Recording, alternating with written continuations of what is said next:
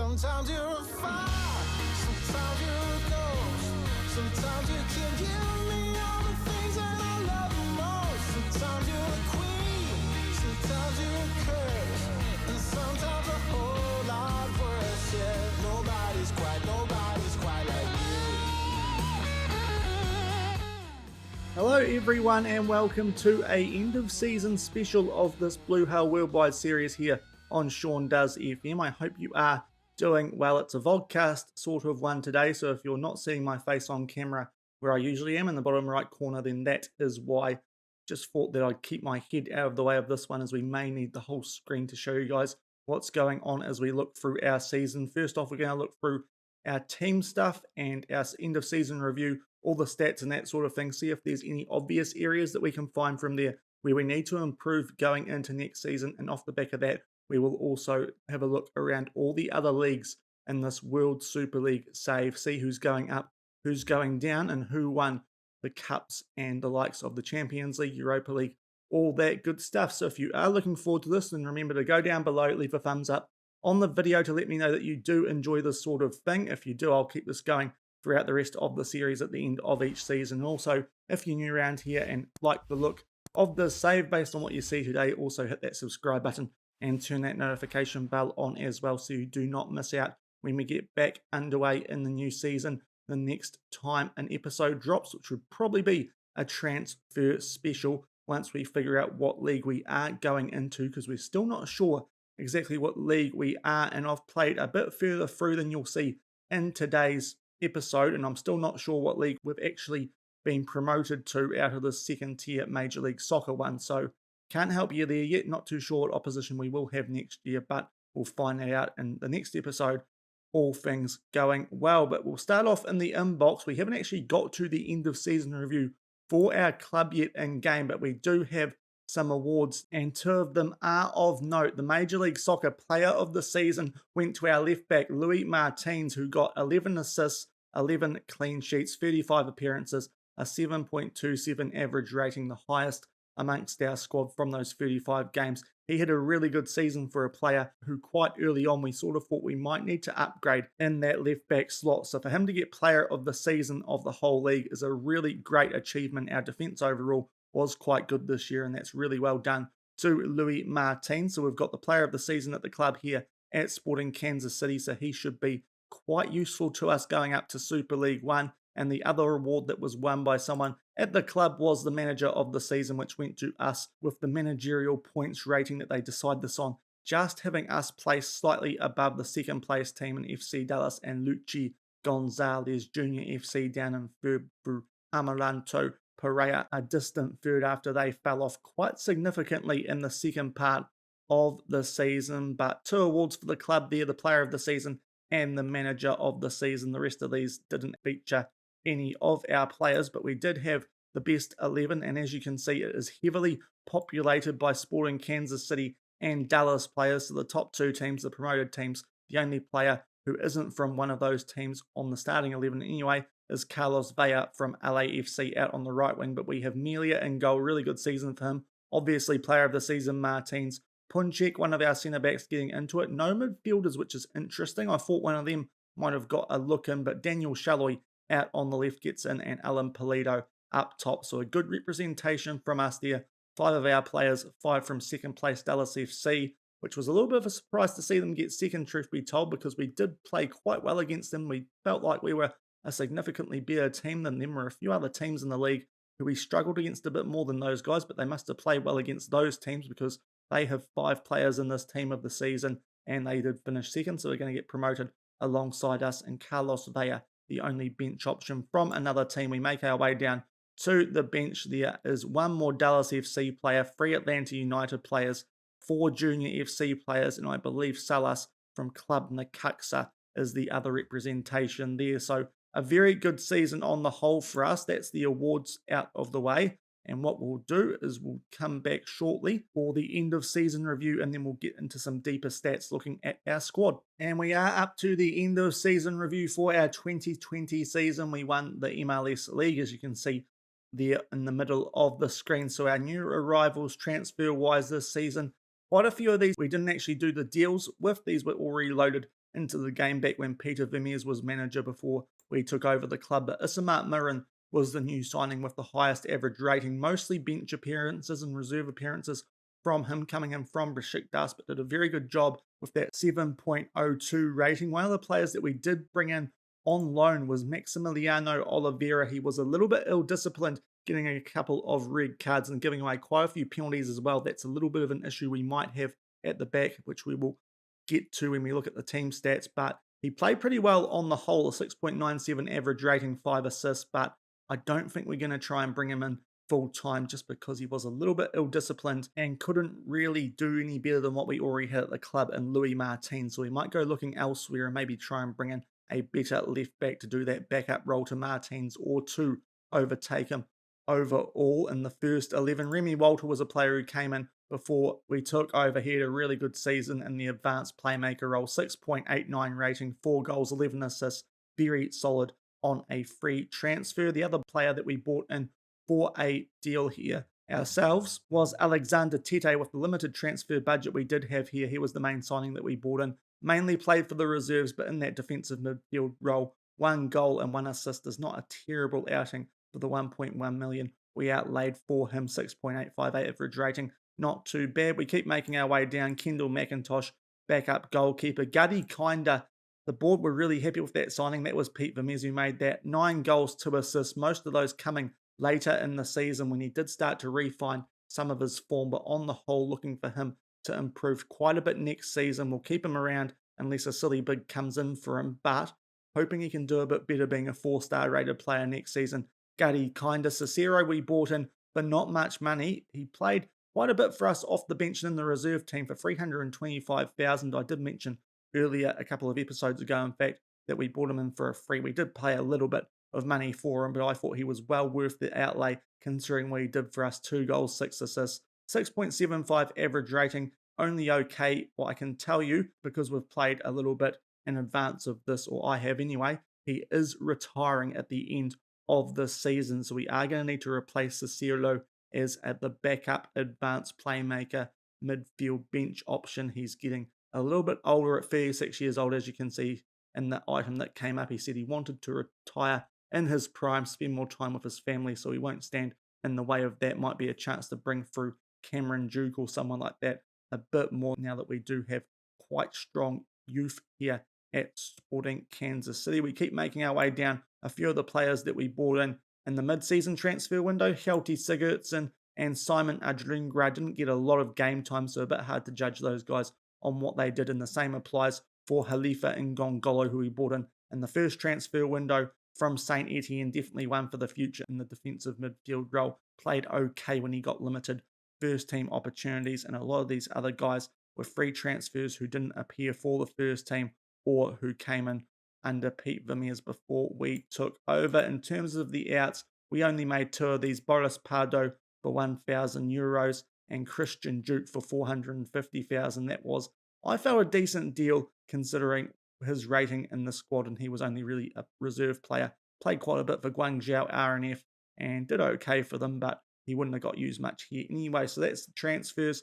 Feel like we did a pretty good job in the end because we got promoted and we weren't expected to do that. So obviously good stuff, and hopefully we can do some better transfers this upcoming season. Although with the budget we have, it is still at that €5.9 million mark, which is not what I was expecting, as I said towards the end of yesterday's episode, which if you missed, it was the end of the gameplay part of the season. I will leave a link to it in the top right corner, right about where it says the season's results, where we are about to click on. So we'll go forward to the season. The main focus for us throughout it was the Major League Soccer League, and we had a very good season, winning promotion reasonably comfortably and the title as well by 5 points. 31 wins from 46 games, 8 draws and 7 losses. We started off a little bit roughly, losses to LAFC and Atlanta United, but bounced back well. We had a little bit of a bad start to November. That was off the back of losses in the Europa League to Young Boys away from home, and then we got smacked by Wolfsburg quite badly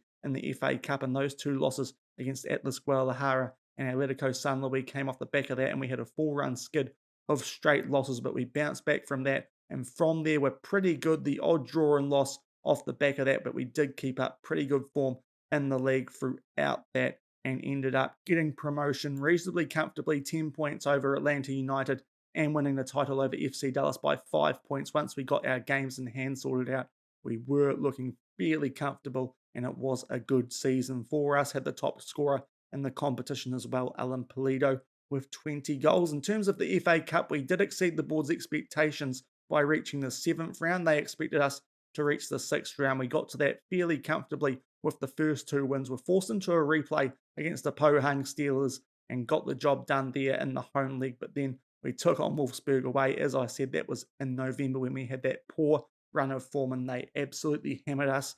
Did the mid-table Bundesliga Tier 2 World Super League team, and that's the tier that we are going to this coming season. So we will need to improve the squad a little bit to be competitive there, albeit we did put out the reserve team for that game as we had already achieved the board's objective. So maybe we are a bit better than we think we are based on that result, but that wasn't great. So at least the reserve rotation sort of players might need to be improved or have improved for us to be competitive and be fighting out for a top half finish. I do think when we get up to Super League One, we might struggle a little bit this year, be sort of one of those mid-table at best, sort of in the bottom half of the table teams, but hopefully the boys can prove me wrong, because as you'll see soon, we do actually have quite a strong starting 11 here at Sporting Kansas City. The Super League 2 Cup was our big failure here at SKC this year, getting knocked out in the very first round by Russian outfit Akhmat Grozny. We're expected to go a couple of rounds further than that into the round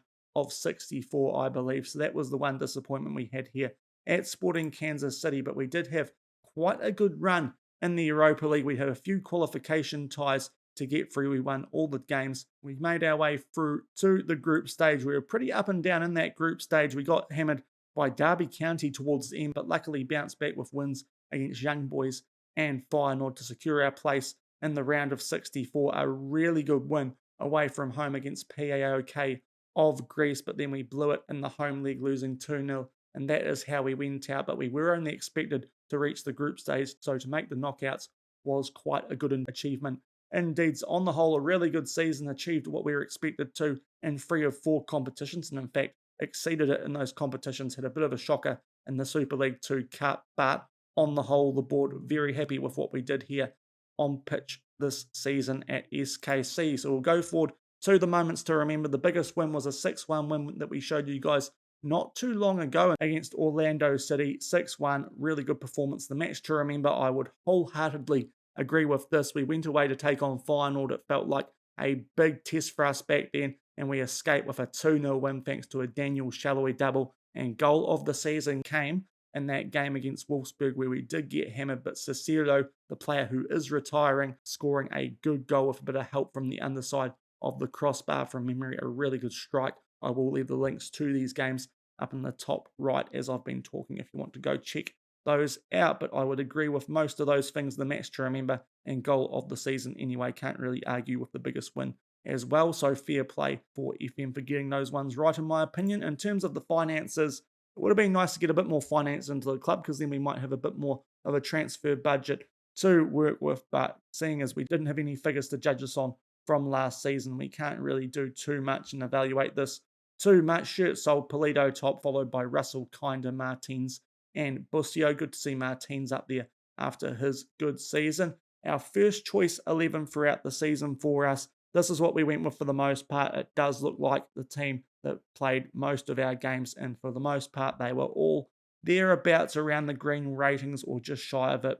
Played very well this first 11 and did a good job for us. You look at the average ratings, you can see why Louis Martins did win the MLS Player of the Season. And because of that, you would expect him to be able to pick up the Player of the Season at the club as well. And indeed, he did. The Young Player of the Season, Wilson Harris, did a really good job as our backup striker. We thought about bringing in someone else at the start of this save, but he did enough for us towards the end of the first transfer window for us to just stick with him, and he paid that off, getting about 15 goals for the season, which for a player in the rotation team was a very good effort. We might need to improve him next season, just with how we're going to be going up league-wise and when Pulido does need a rest, but Wilson Harris did a great job for us this season. Signing of the season, apparently Alexander Tete. I suppose that's true, but to be fair, both the signings were only okay rotation players. Goal of the season we saw before. Top goal scorer for the club this season was Pulido with 27. Louis Martins got the most assists with 15. Very good from our left back. Most player of the matches, though, did go to Pulido, but the highest average rating Martins, and then the most passes completed per 90 was for Remy Walter. And then we've got a few more awards on the right. Most goals by a player in a match for SKC, Pulido, same in the league. Most clean sheets by a player in a season, Tim Melia. He was a bit of an unsung hero at times, had a few little shockers towards the end of the season, but played very well for most of it. The worst discipline by a club player for Alexander Tete, which is some effort for a guy in the rotation team, picking up 14 yellow cards, and Graham Zusi, as he has done in real life recently, getting the most league appearances for the club by a player, an absolute club legend is Graham Zusi. Competition awards as well, we've already seen that. Player of the season for Louis Martin. So a very good season for us, gaining promotion, but we don't know yet exactly what league we are going to be going into. So we'll have a bit more of a deeper look at our squad now. So if we go through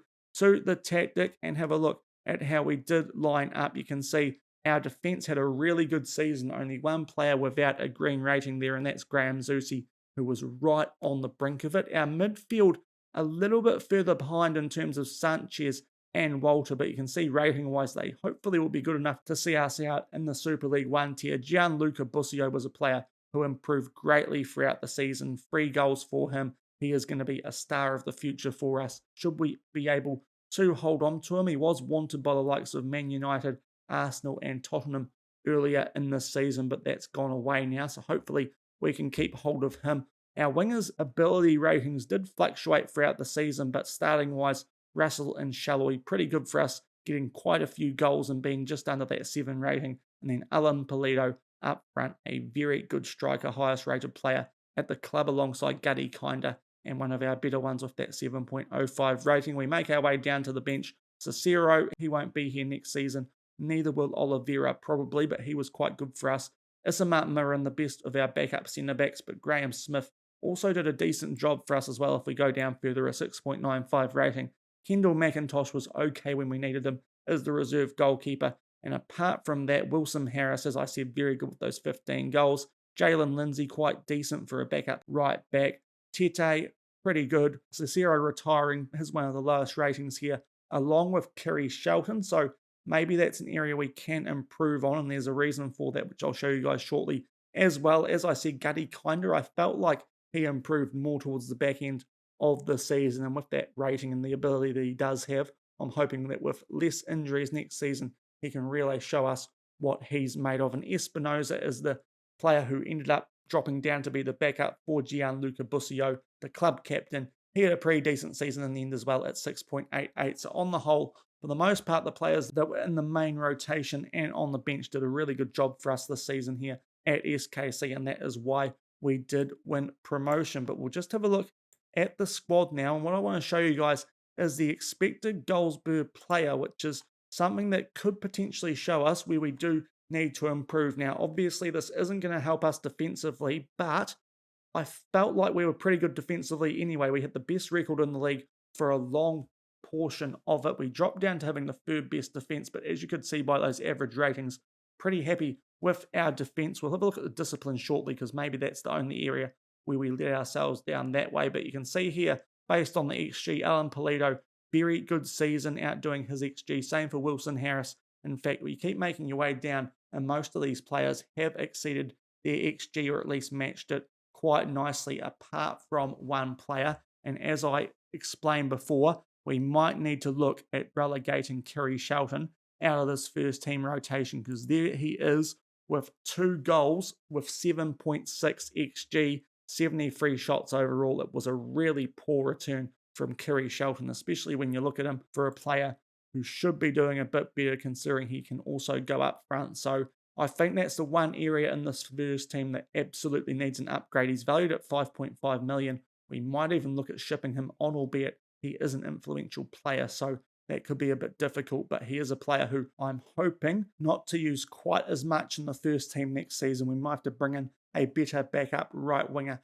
to cover Johnny Russell when he does get injured, because to be frank, not a very good season from Kerry Shelton based on that XG and he did pick up 6 assists overall as well, which isn't overly great when you are in that right wing position. To compare that to someone like Gutty, he got only the 2 assists, so maybe I'm being a bit harsh on them there, but 9 goals, which was a lot better. And then you look at the likes of Johnny Russell, he got 7 assists, so I just think that we can get something a bit more out of that right wing position, because Kerry Shelton, with that XG that we are generating in that position, I think we need someone who can put the ball in the back of the net a bit more and get us those extra goals, which could have helped us get a few more points out of games this season with the rotation team. And that could be very important when we go up a division to try and make sure that we do survive. But apart from that, for the most part, everyone else exceeding their XG. And the further down on this list you go, it's players who played not as many games or in positions where you wouldn't expect them to be scoring many goals anyway. So we'll now have a quick look at the team stats page. You can see possession-wise, we were up there in 7th with 52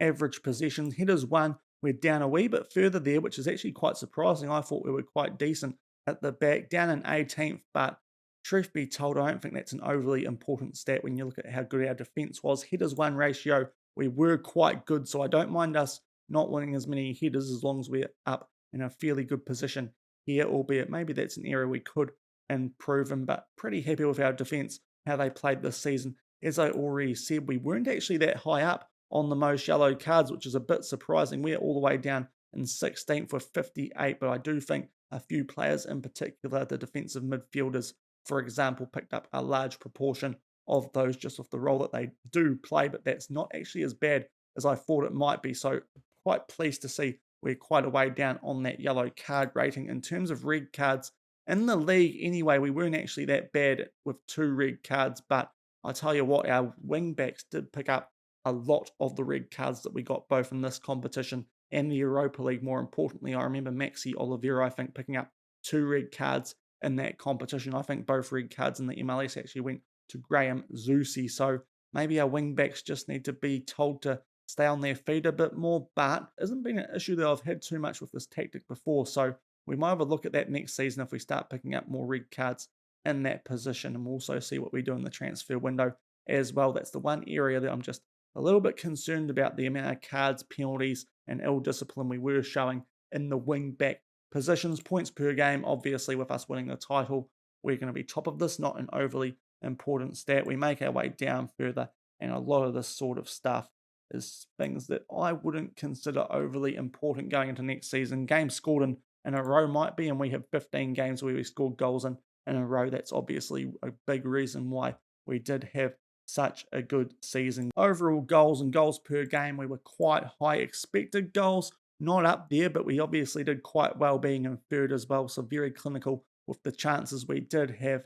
Penalties taken, we didn't have as many of these. In fact, we were last on penalties taken with only 2, so that's interesting. Maybe we need to try and win a few more penalties next season, albeit I do remember us getting quite a few overturned against us and that not being in our favour. Other things that we were quite good at, cross completion, crosses complete, goals from corners. We actually did very well in this with 14 goals. That shows that we've set those up quite nicely at the near post. Direct free kicks, we're down on 0 for those, so that could be an area where we could look to improve. A direct free kick taker, we got 4 goals from indirect free kicks, which is okay, not awful, but not great either. Pass completion rate up there, passes completed overall up there, and we make our way down. Clear-cut chances created, second best, so that might be why we did do so well in the attacking section this season. And we make our way down to the defending. You can see expected goals against, we are right down near the bottom, not quite at the bottom. Atlanta United and FC Dallas both with really good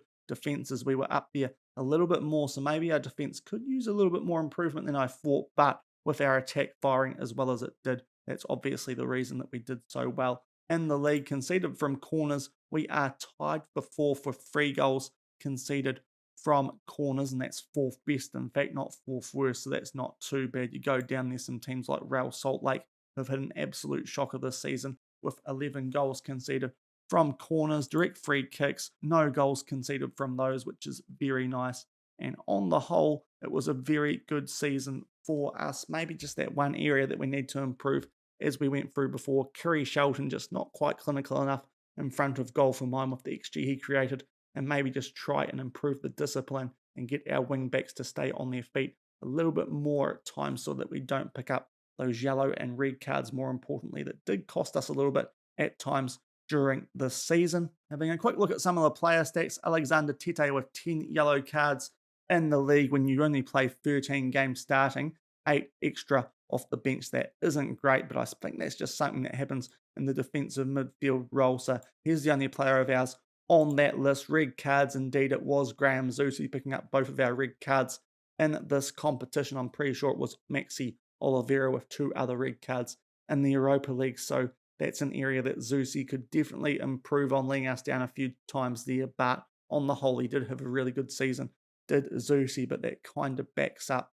the theory I have that we might need to try and sort something out so our wing backs get in a little bit less trouble tackling wise and carb wise, especially considering Maxi in the Europa League. Making our way down to the attacking side of things, 4th on the most expected goals was Polito, so for him to get the most goals was a very good achievement with that 15 XG, getting 20 in the league. We make our way down a bit further, and he is in fact the only striker of ours on that list. Average goals per minute, he'll be right up there, as is Wilson Harris, so good to see him up there. We make our way down a bit further, and Johnny F. Russell also makes an appearance, so that's one of the reasons why we were so good up front, getting good average minutes per goal. Most assists this season, Louis Martins is up there, as is Graham Zusi, so our starting wing-backs chipping in with some good assists. We make our way down further. Gianluca Busio, Daniel Shalloy, some more wingers, as well as the midfielder box-to-box, and Busio and Remy Walter as well, so that's really good having 5 players in the top 20 assist-wise. Mistakes leading to goal now in the defensive area. An interesting player has popped up here, our backup right back in Jalen Lindsay, so that's interesting. Maybe that's an area we could improve on. We've also got Tim Melia in there. To be fair, he was actually really good for us this season, so not too worried about that. He did give away a few goals, but I think that's just something you have to live with goalkeepers in this game. And Tim Melia was fairly high up on the clean sheets for best in the league, albeit a long way behind Brad Guzan in goal for Atlanta United. So that wraps up our look at the squad. I'm pretty happy with most areas. I think the one obvious thing that we need to improve is the backup right winger in terms of the upcoming transfer window. Bring in someone who can put the ball in the back of the net a little bit better than Kerry Shelton did this season. But we'll now go and have a look at all the leagues in this game and in this World Super League save. And we will start off from the top after we wrap up our league, of course. Us and FC Dallas going up to Super League 1, as you all know by now, and going down to Super League 3 were the Houston Dynamo and Real Salt Lake. But we'll get back to Super League 2 in a little while, because first off, we will have a look at the top division, and that is the Premier League. It is very difficult to get into this league. We'll get into that shortly, but the champions are our affiliate club in Liverpool. They just snuck home over Manchester City, so Liverpool are, based on this, the best club team in the world in the 2020-21 season, and we make our way down towards the bottom. If you want to check out all the teams in the sort of mid-table purgatory, then feel free to pause the video, but we're mainly going to be focusing on the teams who are going up and going down. In terms of the teams going down, there's our first shock of this season. Chelsea have been relegated to Super League 1, so there is a chance that we could actually be going up against Chelsea next season, which would be somewhat lambs to the slaughter. Also going down are Porto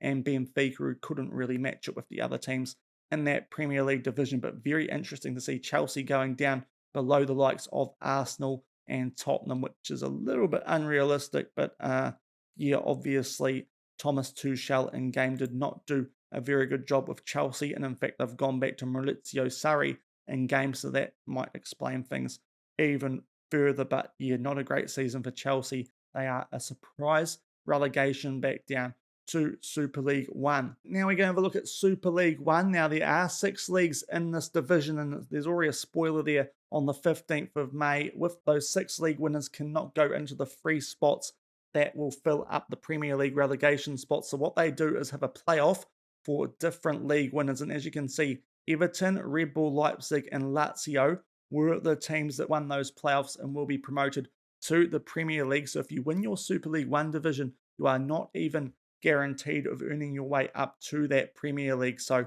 that is quite tough. So there is a chance that once we do improve in Super League 1, it could still take us quite a while to get up to the Premier League if it happens at all in the remaining time in FM21 before FM22, which, as I film this, got announced this morning on Friday here, which is not surprising, but very nice to hear. But in the La Liga division, despite losing on penalties to Lazio in the promotion playoff, Villarreal did win the league, albeit only on goal difference over Athletic Club, and getting relegated. There's a few MLS teams getting relegated from this league, which leads me to sort of suggest this could be the league which we end up going into, but Braga, Cruzeiro, Minnesota, and Toronto are the teams being relegated. I'm not really too sure what Minnesota were doing in a Super League 1 division anyway. They're not exactly a MLS powerhouse based on my limited knowledge of the MLS, but I'm pretty sure that's accurate. So interesting that they were put in a Super League 1 tier league anyway, but they are going to be going down into Super League 2 next season, Minnesota, along with Toronto FC. Hopping across to the Bundesliga, and one of the teams that is going to be going up to the Premier League next season after being Real Sociedad in the promotion playoff are Red Bull Leipzig. They won the league by 4 points over both Hertha and Ajax. And in terms of the teams getting relegated from this division, it is Freiburg and Anderlecht Feyenoord, of course, the team who we beat twice in the Europa League. So I suppose that's somewhat expected, and mine's in 20th going down as well. You can see one of the teams who beat us quite comprehensively throughout the year there, and Wolfsburg finishing 10th. So as I said, based on that, that's kind of where I'm getting the suggestion that we might be in this bottom half of the table, potentially relegation fight next season, albeit, as I said before, that was a game that we did put out the reserve team in, so not too sure how well that form actually does stack up, but it might be a struggle for us next season up in the Super League 1 tier. Next up, we do go across to Serie A, another team who won their promotion playoff in Lazio. They won their league by 3 points and will be making their way, thanks to that win over Villarreal, to the Premier League. Big gap between the top two and the rest, but the teams who have got relegated and fairly comprehensively are Ludogorets, Krasnodar, Allianzspor, and Empoli. Next up, we do have League On. If you look at where the leagues are sort of lined up in the structure, this is the league that it would appear we're going to be going into, but I'm still not exactly sure. But Real Sociedad do win their league, but did miss out to Leipzig in the promotion playoffs, so will still be there next season. They did win the league very comprehensively by 12 points over Torino, Monaco, Lyon, Lille quite a way down, the defending League On champions in real life. But the teams who are going to be relegated are Nice, Stade Brestois, Reims, and Stade Rennais, so all French teams dropping down to Super League 2. Then we get a bit of South American flavour into Super League 1. Boca Juniors winning this by 5 points over the likes of Flamengo and River Plate. They will stay in this division though, having missed out to Everton in the promotion playoff. And the teams who will be going down are Sao Paulo, Talleres, Botafogo, and Newell's Old Boys. Across to the championship now, a few more familiar English face names, and this as well as a few other random assortments. Everton make their way up to the Premier League, winning this by 7 points over Italian outfit Atlanta, and courtesy of their promotion playoff win over Boca Juniors. You can see Leicester, Wolves up there as well. Southampton in 8th. I would expect them, based on what they tend to do in FM, to be a team who works their way up to the Premier League sooner rather than later. And we make our way down, the Sassy Boys just avoiding relegation, which is nice to see. But unfortunately, the Scottish teams, Rangers and Celtic, will drop down to Super League 2, as well as Italian outfit Parma and poor old Fulham FC, who just love to get relegated, unfortunately. Now we drop down to the tier that we were in, Super League 2. Racing Club winning Serie B, and they will be promoted alongside Valley, as those two very close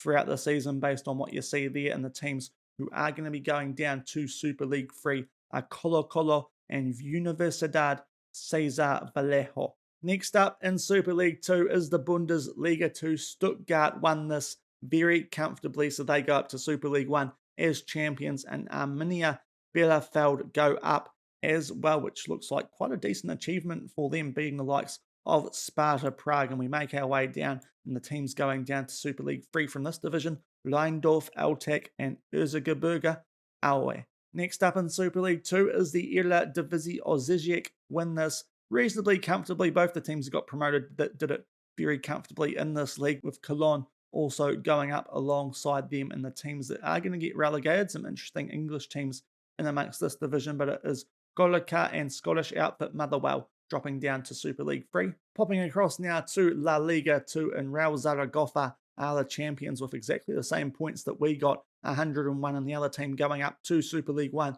is Elche. We make our way down, and the teams that have been relegated once it decides to work for me, Portimonense and Las Palmas. Next up is a bit more of an English-based league, and that is League One, going up thanks to the big New Zealander Chris Wood is Burnley, and they do so very comfortably alongside Nottingham Forest, who just pip out Bournemouth on goal difference. So Bournemouth, probably a team you can expect to be up thereabouts come the end of next season. And the teams going down, a couple more MLS teams in the Chicago Fire and DC United. Still in Super League 2, and now it is Ligue 1, and AS Saint Etienne win this narrowly over Nantes, both those teams winning promotion pretty comfortably over the likes of Angers and Dijon, and getting relegated from this league are Metz and Troyes. Next up in the Super League 2 tier is the Premier League. Some interesting teams in amongst this. It's sort of a mix of some European teams and Asian teams, and it is a mix of those two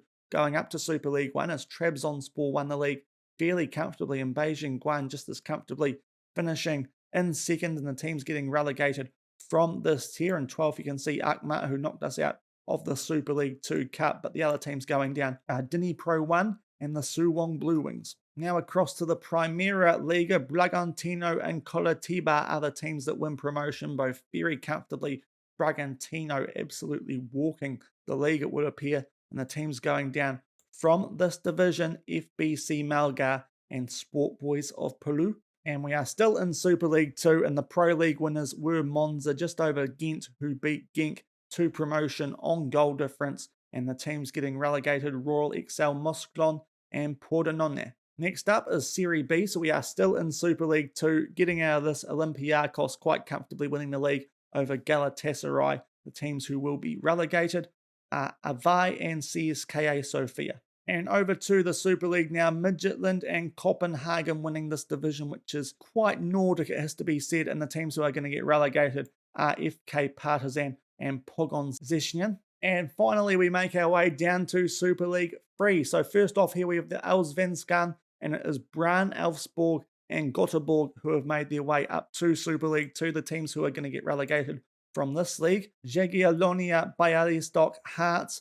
Shakhtar, Sologorsk, and AIK. Next up is the Serie C Brasileiro 1 in this fourth tier of the World Super League. All boys win promotion alongside Everton and Sarmiento, and the teams getting relegated down below: Nueva Chicago, Danubio, Chacarita Juniors, and Estudiantes. Next up is the Bundesliga 3. Osnabrück, Beerschot, and Sturm Graz earn promotion to Super League 2, and going down Grasshopper Zurich, SV Led, KV Mechelen, and NAC. The Ekstraklasa is next up in the fourth tier, and Khimki, Alexandria, and Aldu Hale win promotion to Super League 2, going down to Super League 4.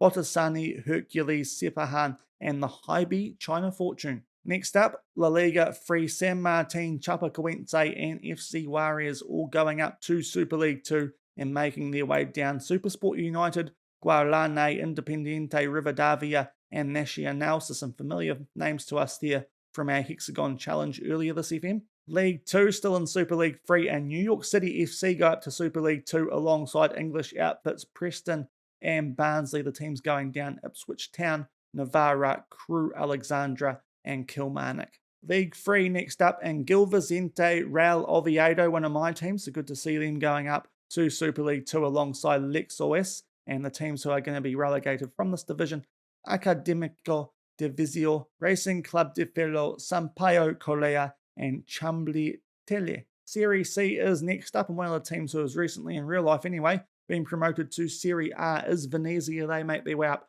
to Super League 2 alongside Denizlispor and Albacete Bolompi, and the teams who are going to get relegated are Olimpia Ljubljana, Radniki, CRB, and Avellino. And now we do drop down to Super League 4, so we're steadily making our way down towards the end of this World Super League. I say steadily, it still might take us a while, but winning promotion to Super League 3 from the Serie D, Plaza Colonia, Palestino, O'Higgins, and Atletico de Rafaela, and the teams who are going to get relegated are Gremio and Progressa.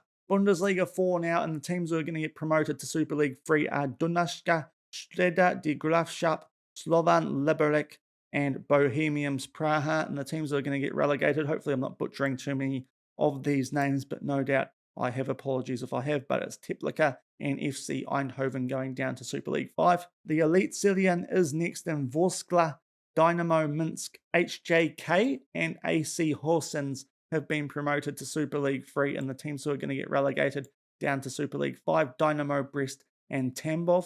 La Liga 4 up next, and it is Polana, AS Kofanka SE, Villa Franquense, and UD Oliveirense are the teams who have been promoted. As I said, apologies for some of the pronunciations. We are definitely getting to some teams who I am less familiar with now. The teams getting relegated, Sacramento and ASEC Mimosas. League 4 now, and it is Morandas, Cartagena, Castellon, and Racing de Santander. So there's one for Work the Space. They are getting promoted up to Super League 3, and the teams getting relegated are SC Lyon and Colchester. In the National League, MK Dons win the league with Charlton, Blackpool, and Coventry all getting promoted, and getting relegated are Hamilton and Ayr United out of Scotland. The Prva Liga is up next. It looks like this is quite an Asian feel to it, and the teams who are getting promoted are Shanghai Port, Melbourne City, DL Pro, and BB Erzurumspor. And the teams getting relegated are Adelaide United, and by a big margin, the Yokohama F. Marinos. Serie D up next, the teams getting promoted to Super League 3 are Ascoli, FK Vojvodina, ES Sahel, and Pro Vercelli, and the teams getting relegated, Club Africain and Smoha. And now we drop down to Super League 5, and first up we have the National League North. Bradford City, Port Vale, Rockdale, and Mansfield are getting promoted. The teams getting relegated, Oldham Athletic, KF Tirana, Hartlepool, and Crawley Town. And naturally up next, it's National League South, Real Murcia, Gamba, Osaka, Le Mans, and FC Den Bosch all getting promoted, and the teams getting relegated, Zamora FC, that team down in 22nd. I'm not going to even bother pronouncing that name, unfortunately. Sorry for that, but that looks quite difficult. Done. We'll give it a crack. I think it's Natsplunadild KR. We'll stick with that. Also going down, Sunfreeze Hiroshima and FCZ 34. Over to National League East, and it is FC Slovako, FC Tokyo, Far Rabat, and Al Jazeera getting promoted. The teams going down are Kotlu, Leonessa, US Kletel, Lusitanos, Kawasaki Frontal, and Inter Zablesic. Next up is National League West, and here's one for soccer with Brian. Indy 11 winning the league. US Concano also get promoted alongside Leda, Esportiu, and KF Kukisi, and the teams getting relegated down to the bottom tier are Solihull Moors, Eastleigh, Chester, and Spennymoor. And finally, we have made our way down to the very bottom of the World Super League. The teams going up to Super League 5 are Notts County, Carlisle, Cheltenham, and Barnet out of the Regional North Division, with no one getting relegated from these leagues. So that makes things nice and easy for us from here on out. Over to Regional South, and Greenock, Morton, Gazalek, Ajaccio, Stade Briochin, and Esso Cholet are the teams going up. We'll just scroll down in case you want to spot your team amongst the rest. Regional East now, and it is KFZ Tamis, Maidenhead United,